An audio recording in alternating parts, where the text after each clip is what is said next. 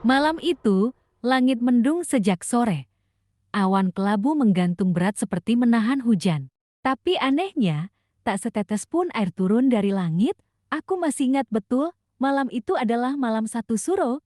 Malam yang katanya penuh aura mistis. Malam di mana batas antara dunia manusia dan makhluk tak kasat mata katanya lebih tipis. Katanya juga, malam itu pantang buat keluar rumah.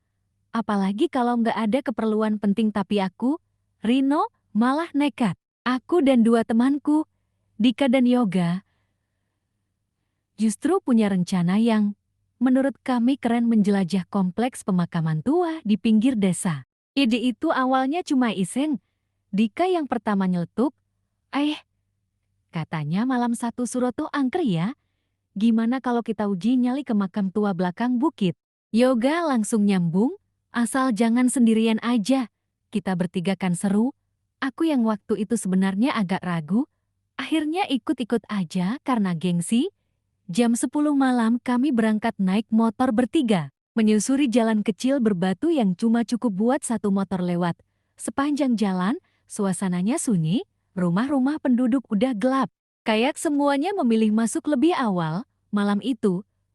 Bahkan suara anjing pun gak kedengaran. Yang terdengar cuma suara jangkrik dan sesekali burung hantu bersahutan dari kejauhan. Kami sampai di gerbang pemakaman sekitar jam setengah 11. Gerbang besinya udah berkarat. Rantainya pun terlepas begitu aja.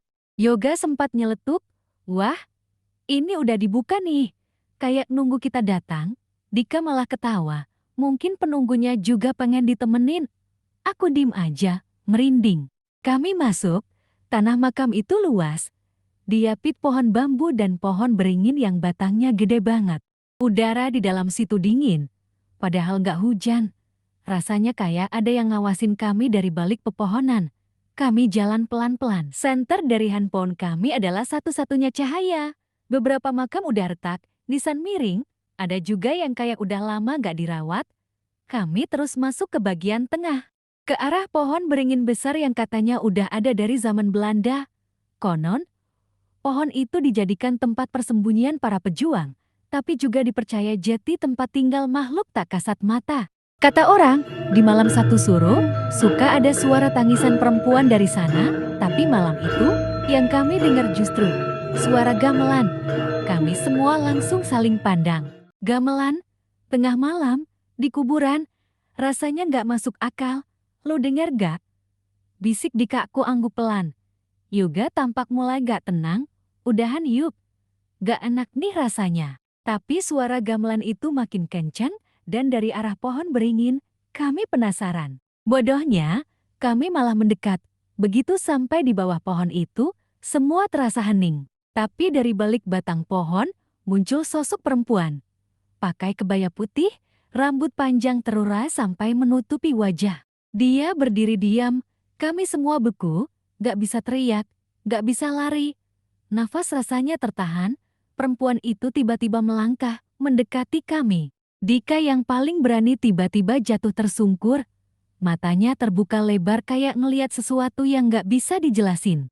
Yoga langsung narik tanganku, ngajak lari, tapi aku sempat nengok dan kulihat wajah perempuan itu bukan wajah manusia. Matanya hitam semua, senyumnya lebar, terlalu lebar.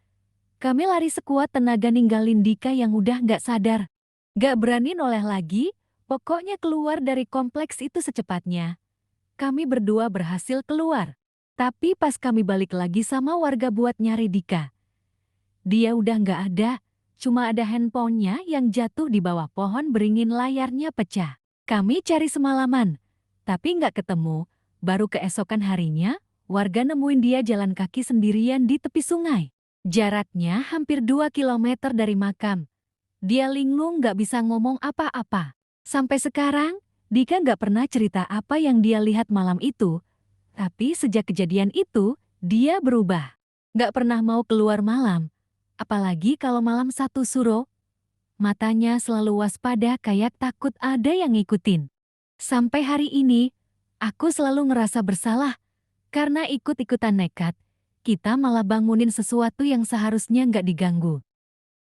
Dan setiap malam satu suro datang, Aku selalu dengar suara gamelan itu, pelan, dari kejauhan tapi makin lama, makin dekat.